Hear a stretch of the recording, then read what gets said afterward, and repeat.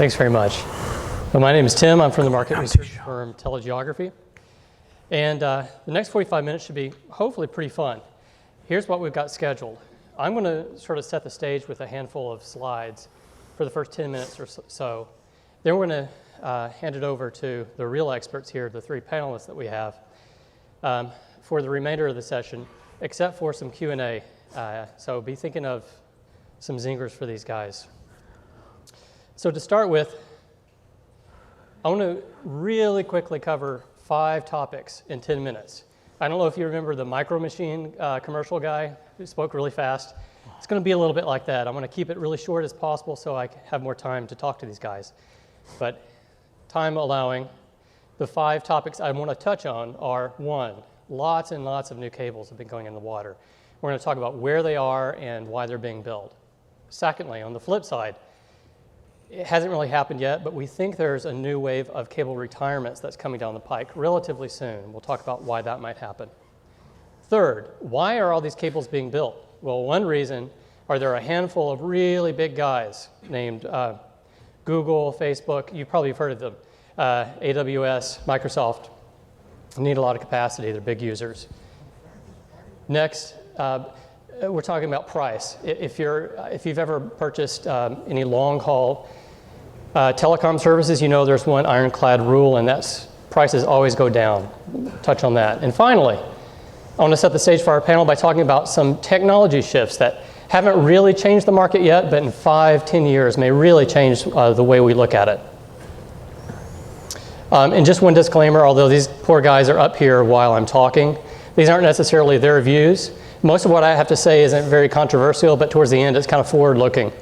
I know that Nigel in particular hates the left slide. You may too, it's okay. We don't use the word hate though, you say dislike. Yeah. Okay, lots of new cables have gone in the last few years. Here's a map of them. The gray dotted lines are existing international repeated submarine cables. And the red lines are new cables that have gone in the water the last 2 to 3 years. And if you look at it and try to discern any pattern, you may notice a few. One I noticed is that some of these cables go to weird places. And that's because there wasn't much international transport to them, South Pacific Islands. There's a remnant of a cable that originally was going to go all the way across the Arctic. Didn't quite get funding to do that, but it did connect some oil and gas communities and native communities on the north coast of Alaska. Also, there's not 1 but 2 cables now connecting Africa to South America. So if you happen to need capacity between Brazil and Cameroon, I've got really good news for you. And the other thing that's interesting to me, you might find it boring, but there is a new cable across the Atlantic.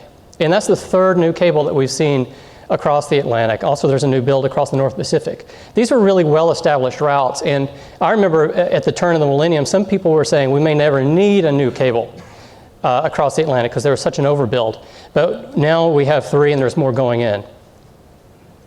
In the interest of time, I don't really want to go through all the listings of these, but I wanted to include it in the packet in case you're curious to know some of the information on the individual cables. Here they are, the ones that have RFS'd in the last 1.5 years or 2 years. Now, you're looking at that map, you might think that it seems like a lot of cables. Might cost a lot of money. You'd be right. The last 2 years alone, there was more money spent in building international submarine cables than in any 2-year period since the boom of 2000, 2001. And we don't think that's a one-time blip either. We're kind of in the middle of a really boom cycle right now. Where are the new ones going in? Well, again, if you look at the red lines, that's the routes of the planned cables that have been announced, at least. I would say not to get too attached to this map. Some of these cables, in fact, probably half of these cables won't reach funding status to actually build them, but some will, including several across the North Pacific and several across the North Atlantic. One other interesting thing about this is that some of these cables are on established routes, like the United States to Europe. They're landing in some unique destinations or landing points that hadn't been touched before. Virginia Beach will be the site of at least three major intercontinental cables. And on the Europe side, there's landings in Bilbao, Spain, new one or one in France, and sort of a potential for a mini hub, a little town in the northern part of Ireland called Killala. And again, here are the announced cables that will touch the United States. This is not just the world, which is a much longer list. This is the ones just touching in the United States over the next few years. Now, on the flip side, sure, there's a lot of growth happening, but we think there may be a time coming soon where a lot of the old cables that went in 1998 to 2001 will start getting not necessarily pulled out of the water, but retired, no longer actively maintained and used. Now, I mentioned age already, but cable age isn't strictly the most important consideration. The economic life of it is. A lot of the older cables simply aren't as upgradable as some of the newer cables. And the most important driving force for determining economic viability when price is kind of determined is your cost per bit.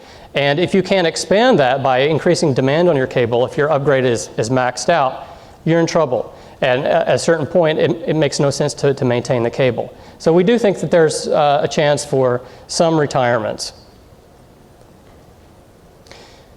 Now, I just said that don't talk about age, but I know I'm showing you a map showing the age of cables. I know it's a little confusing, but I was too lazy to map out the upgradability of the cable. So here it is by age. The red and orange lines are what to look for. Those are the oldest cables. And I guess a couple things to look at the map. One is that there are so many international submarine cables now that you can get a sense of the geographic contours of Earth by just looking at the cables without even showing anything else. Another is, if you look at the Atlantic, there are a lot of red and orange lines there, right? So quite a few cables that are in the prime of life, let's say, if not approaching the end of their life. Now, why are we seeing so many new cables built? There's a huge number of reasons. Probably number one are the big users, the big content providers. For the longest time, for about 20 years, the dark blue area that you see on this chart here, which is ISPs, international backbones, they dominated international bandwidth usage. That's what drove almost all of international bandwidth demand. But look what's happened in the last few years, just a few years. Content providers have taken over. That's the aqua or light blue segment that you see there. And again, that's just a handful of companies. So because there is just a few companies and that's a large amount of usage, that's causing some disruption in the industry. And we'll talk about that on the panel. Now, their usage is not universal, it's not ubiquitous. On some routes, it's really big. Look at the Atlantic. Over 80% of international bandwidth demand now is generated by just a handful of these companies, the content providers. Also on the Trans-Pacific, 2/3 is content providers. But Latin America, only 25% are. So the traditional ISPs are still driving the show there. Now, with all these cables in the water, you might think there's a huge amount of excess capacity. And if you look at it in some ways, it's true. Let's just look at the Atlantic. The traditional way of gauging how much free capacity you have is by measuring utilization. And that's how much capacity is lit divided by how much capacity is you could potentially light if you upgraded the dry plant gear on all the cables.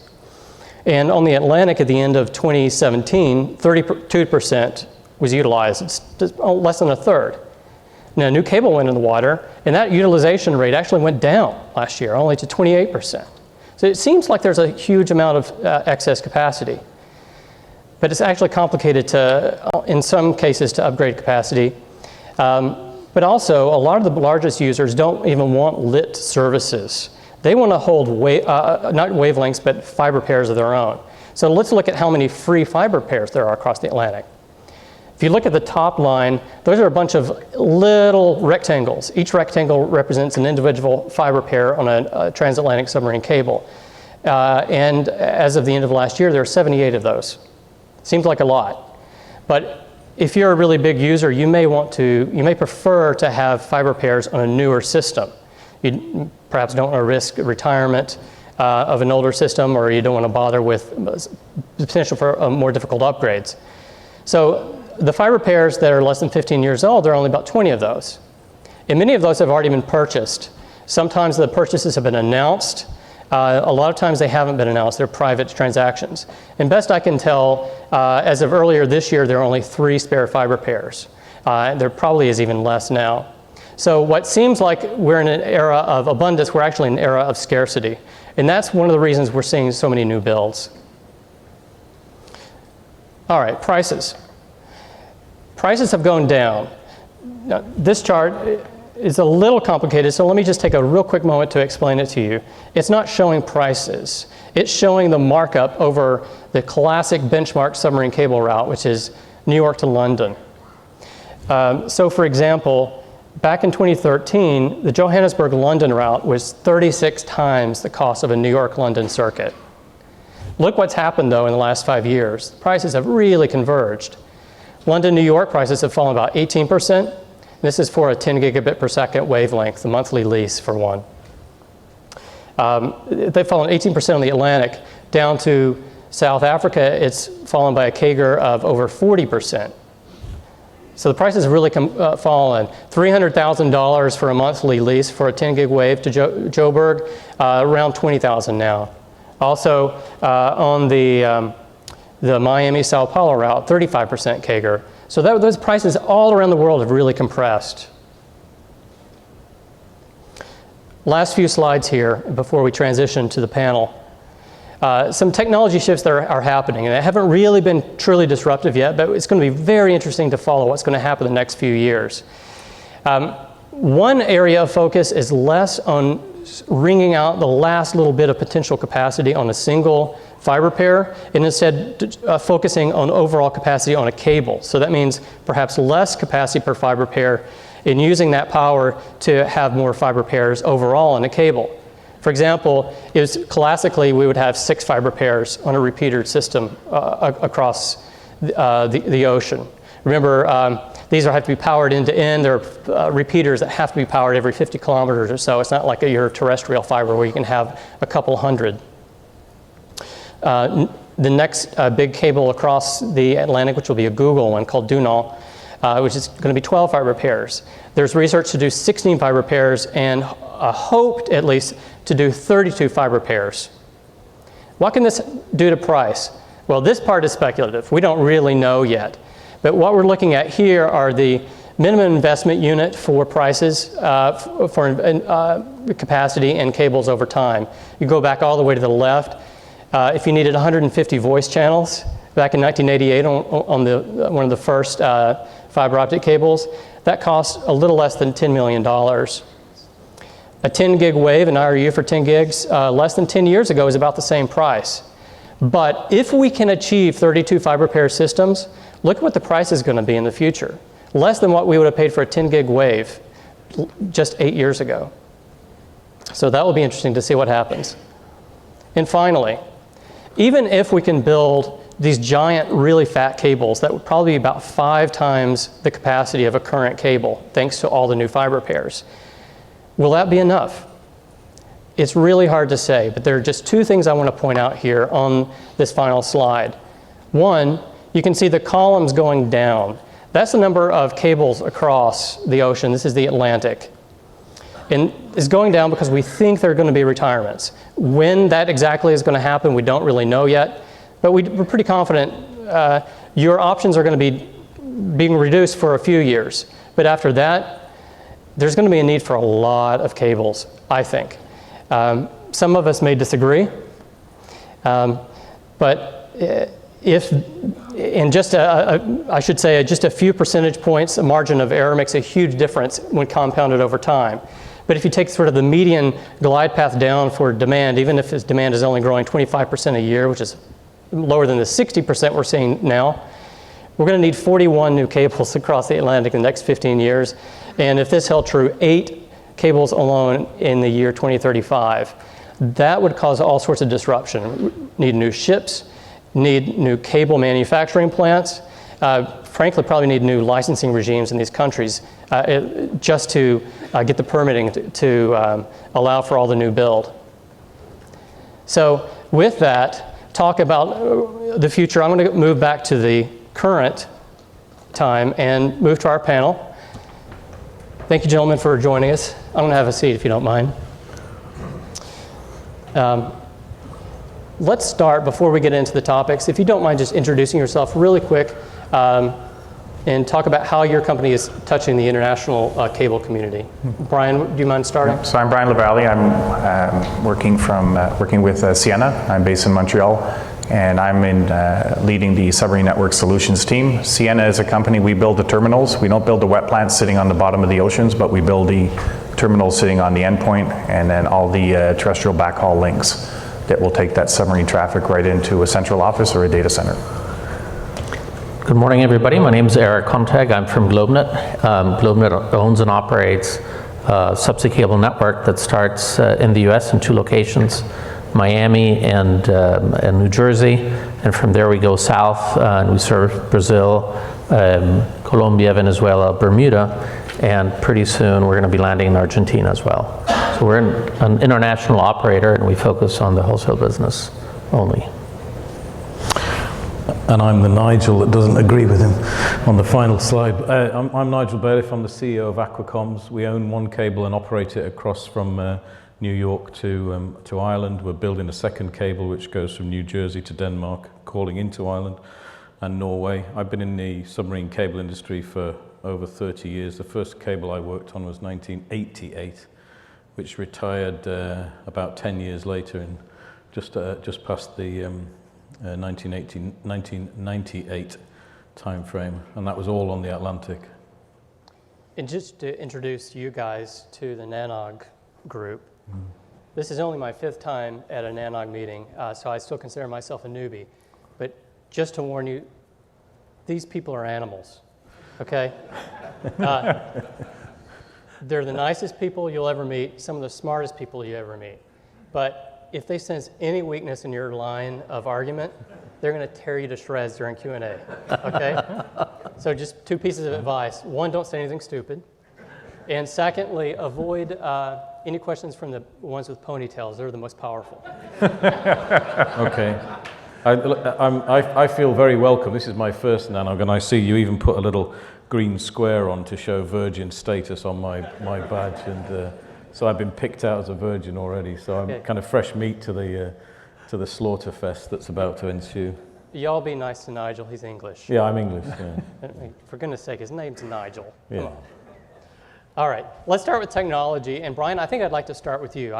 Sure. Over the course of the conversation, I don't really want to direct you guys, you know, as a puppet. You think we're going to be quiet, right? No, I don't. Okay. Can you talk about a little bit about the Shannon limit? I know all of us know it theoretically in terms of powered communications, but what does it mean specifically for repeated international submarine cables, and why is it a problem now? Sure. So what I find amazing about Shannon's limit, his paper on information theory goes back to 1948, and only now we're dealing with the actual technical ramifications. In a nutshell, it's the maximum capacity you can put over a submarine fiber. And it's driven primarily by 3 things: by bandwidth, the signal power, and the noise figure. Now, the bandwidth is dictated when you put the submarine cable in the water, right? And that's dictated by the spectral width of your amplifiers. We call them repeaters still. That's kind of a misnomer. They don't do optical conversion anymore. It's a EDFA-based amplifier similar to a terrestrial network. But for some reason we're still calling them repeaters. So that spectral width is fixed, which means the amount of bandwidth you can actually use once that cable's in the water is fixed, unless you want to pull it out and do some stuff to it. You have the noise figure. You know, we're about as low as we can go on these optical amplifiers, and then you're stuck with the signal power. What can you do with it? Now, you can only raise the signal power high enough before you start melting the fiber. You know, so we push it as high as we can. But then you end up working in what's called the nonlinear domain. The higher power you push down an optical fiber, it raises all kinds of other issues you have to deal with. So we're pretty close to the Shannon limit now. You know, we made enormous gains over the last decade. You know, we've had cables that were carrying 100 times more traffic than they were originally designed for.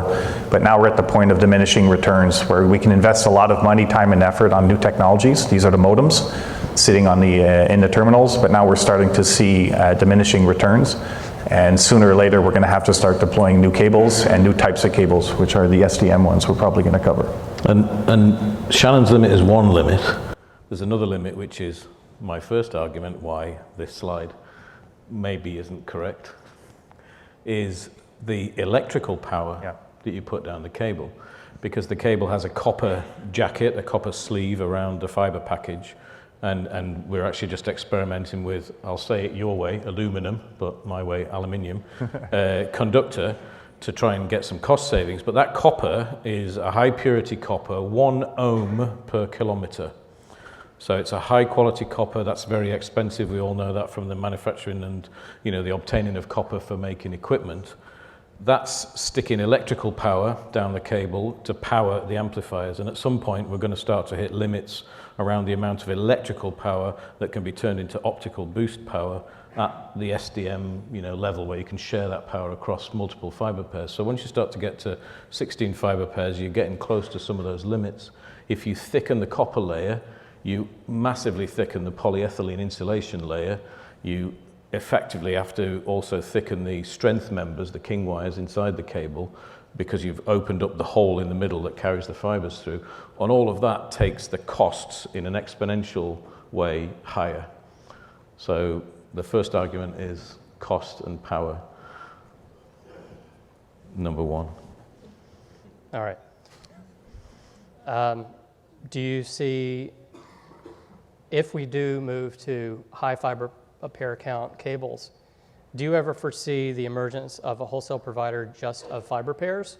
Or do you think we're kind of maxed out at, we're selling right now what we're going to be selling 20 years from now, which is 100 gig waves? How about you, Eric? What do you think?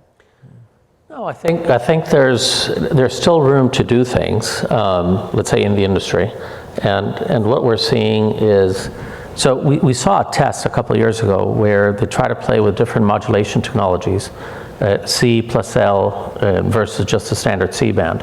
And so the whole idea was that in a fiber pair you could put twice as much capacity by using different, let's say, bands. And there's a practical limitation to that, which is, again, cost, right? You would have to change an entire nation to go into the L band before it becomes economically viable to really run it. So there's only one such cable system in existence today, which is the Pacific Light cable crossing it's a Still isn't lit. Cable. What's that? As far as I know, it's still not lit either.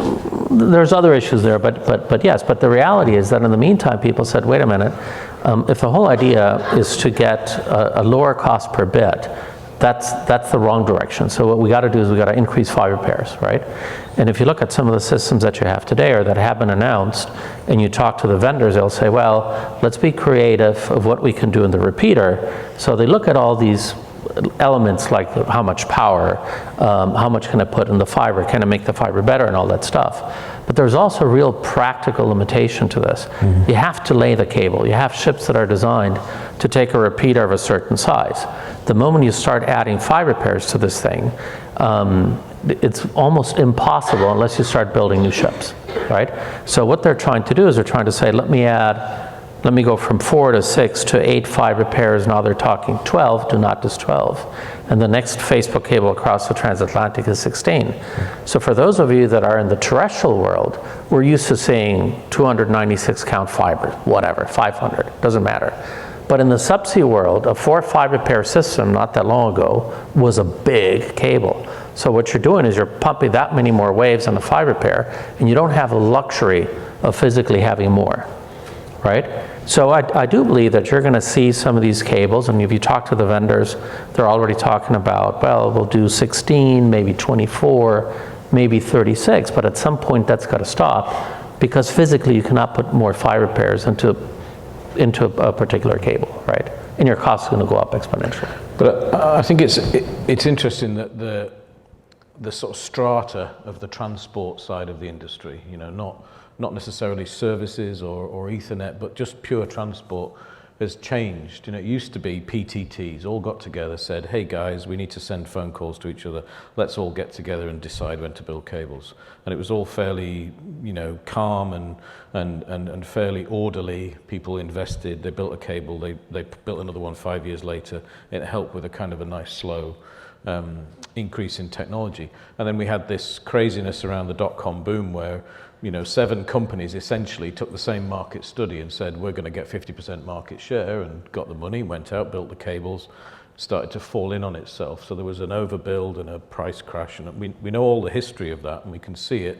And it's part of our issue today because, in general, I'm guessing, most of the people in the room don't worry too much about the cost because it is actually pretty low. If you think about what's happening, $200 million to build a cable across the Atlantic, and to buy into a little slice of it that you need for your running your packet network is relatively low cost versus building out infrastructure yourself.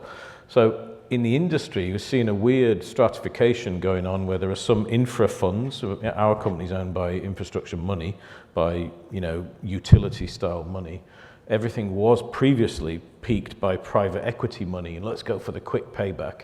It's very hard to get a quick payback. So if you were in a position where you're building a cable, a couple $100 million at risk, going into the sea, and it can go wrong. We're talking about the sea here, 4,000 meters deep in the Atlantic as the deepest point, roughly where the Titanic is off the Flemish Cap, and you build that cable. It could be worthless day one because it might start to have aggression problems, it might start to have seismic problems, etc. So you're risking that capital. If you sell all that out day one in fiber pairs, and maybe you make a 5, 10, 15% return and go straight back into risking, you high cycle your capital, whereas most infra funds are looking for a slow, fairly regularized 8, 9, 10% over 20 years return. So the capital's not matching the construction side of life. But one thing's for sure, it's all changing. And if you look at your AT&Ts and your Verizons and your Vodafones and your companies like that, they are very vertical. They have some submarine stuff down here, they have IoT investment up here, they have all these legacy support systems, they have their core networks, their terrestrial networks. Where do they focus? Where do they focus their capital? Should they be building submarine cables? Probably not anymore, and they aren't. AT&T, Verizon, and actually Centrelink, the owner of many cables from the Level 3 acquisition, aren't particularly part of the new build phase. So there's an interesting change coming around. Different people owning. Let's talk about who are driving the new cable builds. I know you're more of an equipment guy, Brian, but I know also full well that you're quite familiar with the content guys. Yes. Yeah. So the content guys are driving it. Before it was people talking to people, as Nigel mentioned, right? And we're talking phone calls, 64 kilobit signals, bunch of people talking, easy to manage, easy to project the growth. Then the ICPs came along, the internet content providers. Now we're talking about machine-to-machine communication. We're talking about data centers talking to data centers here for backup and restore, for load balancing, and a whole bunch of internal things that they do. I don't see that slowing down by any sense. I don't see people putting away their smartphones, stop watching streaming television. It's just going to get more and more bandwidth across these subsea links. They actually see the network though quite different, right? If you're a wholesaler, you actually sell the network service. If you're an ICP, you sell ads. So the network is a means to get to the eyeballs. So they also have no legacy. They're not 100 years old in terms of a typical network operator. So they're far more interested in the newer technology. They have no legacy baggage to deal with. When we talk to the ICPs as an equipment vendor versus a wholesale operator, very often the discussions are quite different. But I don't know if you hear the same story as us, which is that, up to 70% of that traffic is not the content or the eyeballs, it's the AI, computation and flinging of data backwards and forwards about how people are receiving the content or how people are watching the content or how people are interacting with the content. So it's truly machine to machine. And, one theory, which is number 2 about this slide, is that if the cost of that were to start to trend upwards, would it be the same? So if international bandwidth cost what it cost 20 years ago in proportion to service costs of a telecommunications service, would people operate like that, or would they change their algorithms? The 64 kilobits group 4 fax coding, was a mathematical Huffman, mathematical calculation to send less information, precisely because it was expensive to run international circuits. So you tried to get the information in a different format to send less of it, less dense information. So does that start to come back if costs start to creep back up again? I don't know. So the content providers on markets in the world where the price is already really low, best I can tell, it's almost impossible to fund a new cable without the participation of at least one or usually 2 of the really big content guys. Yeah. So Do you see the content providers' participation in the subsea industry as a good thing? Is it going to destroy international telecoms as we know it, or is it kind of a mixed blessing? I think those are very different questions, right? And for example, we're partnering with a large OTT to extend our network to Argentina, right? And Nigel and his other cables partnering with, let's say, 2, there's potentially 3 OTTs on that cable, right?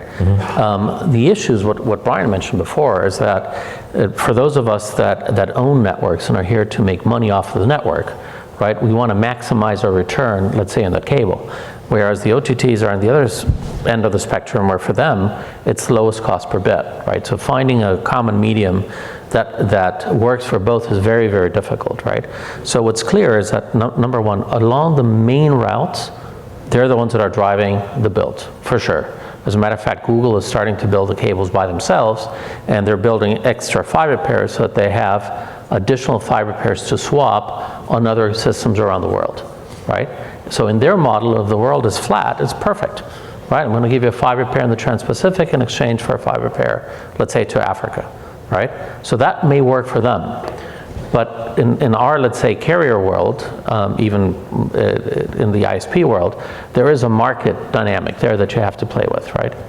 And so I think that in the main routes, they're going to be driving for the foreseeable future all the builds, for sure, no question, right? Then if you look at the regional market, it really depends how big that regional market is and where is that regional market in its development phase as a market, right? If you look, for example, at Brazil, Google was the first one to start to build in a consortium. Now they built a data center in Chile a couple of years ago. Now they're building a cable from Chile to the US. They're doing that by themselves. Facebook has agreed to partner because that model works different. So I think it's very difficult to, and you should not throw all the OTTs in the same bucket, right? Their networks are different, the way the data centers are laid out is different. Facebook, for example, only has data centers in the northern hemisphere, right? So what they're trying to do is they're trying to put those all together. If you see them go into South America or Africa, whatever, is because that's to service the access network, right? So it's understanding these OTTs that's important. But I do believe that they're trying to disrupt the industry because it's expensive to lay a cable, it's expensive to design it, it's expensive to service it. The problem is, and I've said that many, many times, you cannot disrupt infrastructure the way you disrupt software, right? Just something's going to break. And if you're going to build a network for the next 25 years, there's a lot that goes into the building of that infrastructure, right? Look, our network was built 15 years ago, so we're now a legacy system, and there are segments that have never, ever gone down. Why? Because it was very well designed, very well laid, the cable was buried well, and we've been maintaining and watching the network very carefully to make sure that if there's a ship close by, you call up the port authorities, because it's not like I can do a truck roll in a terrestrial network. I need to send out a ship at $75,000 to $100,000 a day, and it could take me a month to repair. Right, so the more you do up front, the better it is. The country, wherever it is. And the permitting and all that good stuff, right? So it's tough. Look, I think they're definitely in the driver's seat. They're pushing technology, which is good. The question is it viable over a long period of time? So you said we haven't mentioned the R word either, which is regulation. You know, they have an eye on regulation and wanting to try and avoid it where possible. So actually including carriers with them in a partnership type sense, making sure some of that asset is able to be used by the wider group of people who want to use that kind of facility, you know, between two countries, is perhaps a tactic to avoid, you know, some kind of dominance regulation. Or at least the perception of such. Yeah, maybe. Just Tim, on the technology side, I tend to see it a little bit different. I mean, as a technology evangelist, I think it's actually good that they've come into the market for a variety of reasons. If you look at the submarine networking industry, for decades and decades, it was relatively closed, proprietary, you know, for historical, economic, and political reasons. When coherent networking was invented, it was actually invented for a terrestrial network application, and that was from New York to Los Angeles, you know, the longest distance that we were supporting at the time.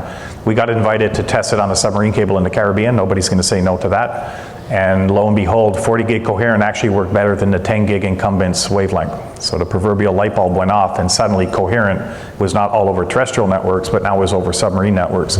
I think that's accelerated in the last few years. If you look at other technologies like machine learning, artificial intelligence, telemetry, these technologies that are born in the data center are finding their way into submarine networks as well. So the ICPs, we tend to bucket them in one group, and you're exactly right. If you talk to them, they see themselves as an industry by themselves. They are truly different. But I think their dedication to open, trying new things on the terrestrial side is finding its way into the submarine network as well. Yeah, and I think that's a positive side of things. Yeah, exactly. Yeah, very much so. So Eric, you said something interesting. By the way, we've got 10 minutes, so if you have any questions, start thinking about them now, please.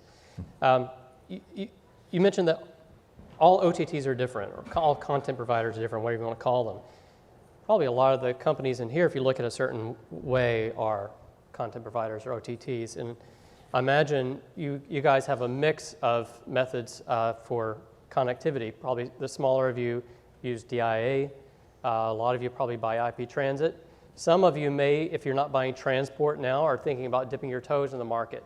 So what I was curious to know is, what advice do you have for people that are new to the submarine cable industry, that are looking to buy some wavelengths for the first time?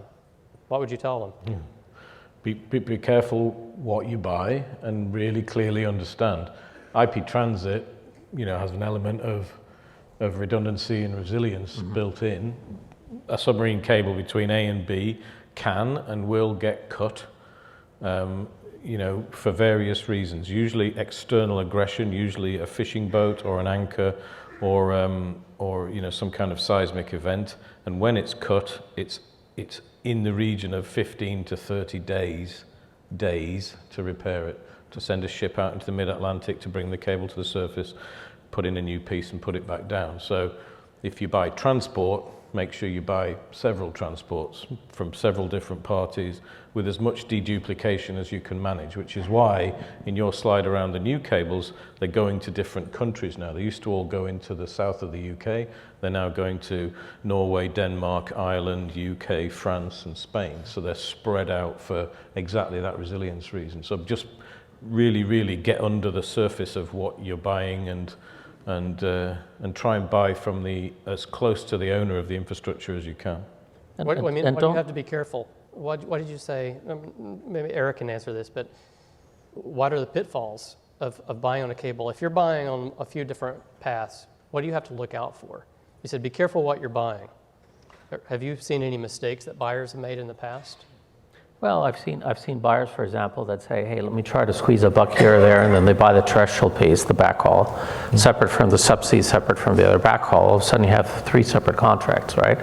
And then if they don't pay attention to what they're buying, they may be buying from different vendors or providers on the backhaul side, happen to be all on the same network, right? Okay. So getting into the detail as to where does that fiber run, who actually owns the fiber, and what ducts is the fiber, we have a lot more issues on the terrestrial piece than we have on the subsea piece, right? If you look at what some of the large OTTs are doing, Facebook, for example, they would prefer to have 5 totally diverse routes. Now, of course, they're running at, let's say, 33% utilization of a fiber pair, but they say, look, if I have 2 fiber pairs, I can maybe carry the traffic, but if I grow, it's not going to work. Then they go to 3. Say, what if I have a double cut? I cannot afford for my users to be disenchanted, and then I lose ad revenue. So therefore, let me overbuild, let's say, that redundancy. That works for them. I think for a smaller provider, if you have 3 routes, is probably good. 2 is marginal, depending how much of that capacity you're using. But again, you have to really look at the end-to-end solution. If you want to go from New York to London, you got to pick your backhauls as well. Or you ask the provider to say, hey, give me that end-to-end and guarantee the end-to-end, not just a piece. And just in terms of upgrade, every submarine cable has a unique personality, which means you have a unique Shannon's limit. So if you're buying a fiber pair, typically it's because you want to be in control of your own destiny, you want to upgrade the capacity as you see fit. Given each submarine cable has a unique personality, you might want to check into the performance of that fiber pair, what's sitting in that wetland undersea, because that'll ultimately dictate the maximum capacity you can run over that fiber pair. And you'll see across similar cables, in terms of routes, the upgrade capacity of your fiber pair could be quite different. No, in particular if it's an older system. Exactly. With lots of cuts, your power budget goes down every time a cable gets cut, and before you know it, the design may be, whatever, 10 terabits. By the time you get it, it's less than 5. Exactly. Yeah. All right, do y'all have any questions? This is my favorite part of every single NANOC session, even if I mentally check out of one because it doesn't apply to me. I always perk up for the blood sport in the last 5 minutes or so. Any questions? Does he have a ponytail? No? No. Okay. I cut that off, so you're okay. So a couple nanogs ago, there was an interesting presentation done by Paul, I just blanked his name, but basically talking about global warming and seawater rise and talking Paul Holtus from the World Ocean Council. I don't remember if that was his guy.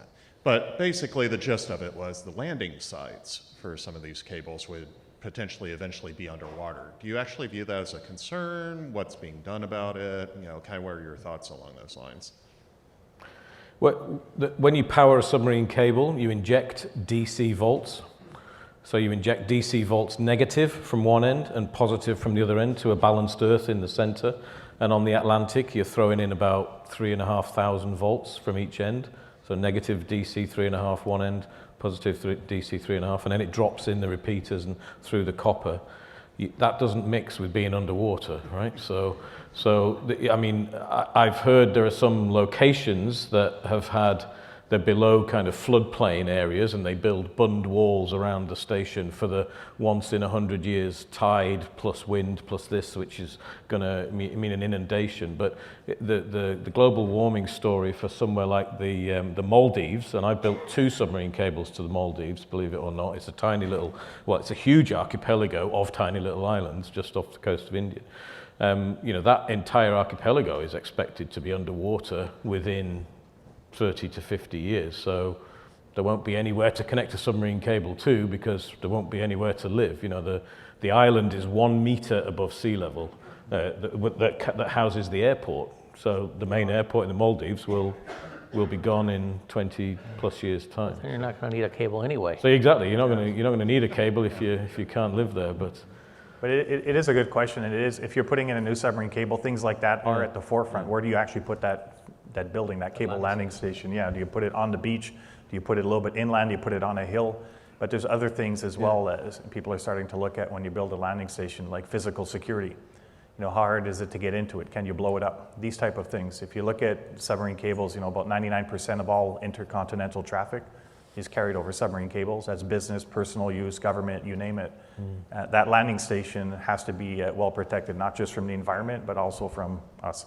And we've moved back from the beach quite a bit recently. So I think, you know, it used to be right on the beach, and now we're kind of 5-10 kilometers inland, and you know that's helping with things like big inundation floods and things like that. So I think everyone's thinking about it because you're always thinking for a minimum of 25 years service life. So.